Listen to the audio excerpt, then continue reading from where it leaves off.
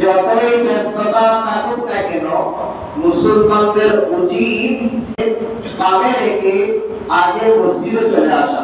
সুবহানাল্লাহ। এটা হচ্ছে আমাদের মুসলমানদের দায়িত্ব আর কর্তব্য।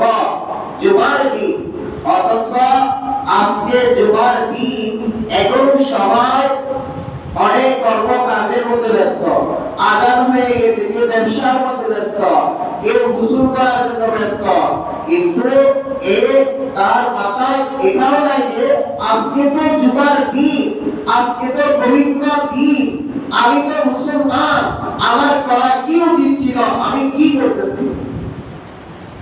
ওই মুরিদের দরবারে আমরা যারা এসেছি, আল্লাহ ওই মুরিদ আমাদেরকে দয়া করে মায়া করে আজকে জুমার দিন আযান দেওয়ার সাথে সাথে তার ঘরের মেহমান বানিয়েছে। ওই মুরিদের দরবারে আরো উচ্চস্বরে বলি আলহামদুলিল্লাহ।